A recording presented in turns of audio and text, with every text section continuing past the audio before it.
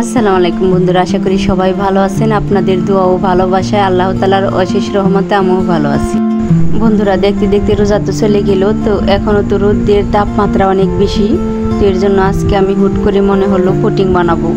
তো ডাবের পুডিং বানানোর জন্য আমার 2টা ডাব লাগবে। তো এই জায়গায় মারুফ 2টা ডাব পেরে নিতেছে। তো মাশাআল্লাহ ডাব পাড়া হয়ে গেছে। গাছটা কিন্তু অনেক উঁচু ছিল, এর জন্য ডাবটা ফেটে গেছে। তো মারুফ হাত দিয়ে দৌড়ে বাসায় চলে যেতেছে ডাব নিয়ে।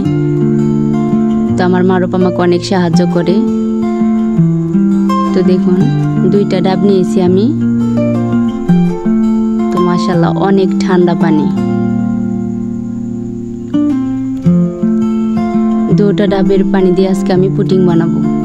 তো এই ফাঁকে মারি একটা ডাব ধরে রেখেছে, যেহেতু গাছ থেকে পাড়ার সময় ডাব 2টা ফেটে গেছে। বন্ধুরা, আমার ভিডিওগুলো যদি আপনাদের ভালো লাগে তাহলে লাইক, কমেন্ট, শেয়ার, সাবস্ক্রাইব করে দিবেন। পাশে থাকা বেল আইকনটা বাজিয়ে দিবেন, যাতে ভিডিও ছাড়ার সাথে সাথে আপনাদের ফোনে নোটিফিকেশন চলে যায়। মাশাআল্লাহ 2টা ডাবে কিন্তু অনেক পরিমাণ পানি হয়েছে, প্রায় 2 কেজির মতো পানি হয়েছে। তো ডাবের আঁশটা এ জায়গায় দেখুন অল্প অল্প আঁশ হয়েছে। তো ডাবের এই আঁশটাও আমি একটু তুলে নিতেছি পুডিংয়ে দেওয়ার জন্য।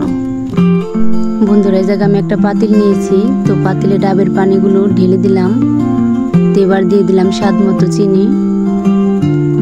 তো এবার দিয়ে দেবো আমি আগার আগার পাউডার।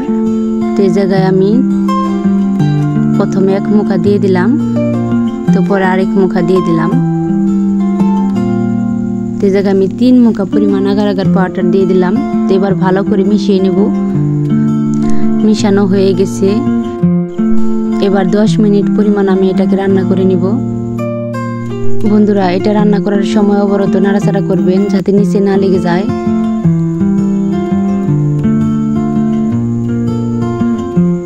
তো মাশাআল্লাহ বলক চলে আসছে, পানিটা কিন্তু অনেক ঘন হয়ে আসছে।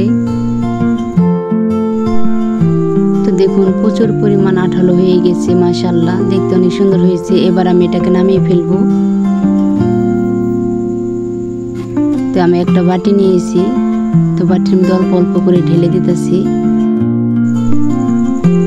তো মাশাআল্লাহ দেখতে অনেক সুন্দর হয়েছে, খেতে আশা করি অনেক মজাদার হবে। তো এই ফাঁকে আমি কিছু পরিমাণ গাজর ডিজাইন করে রেখেছিলাম পুডিং এর জন্য। তো ওগুলা দিয়ে দিলাম।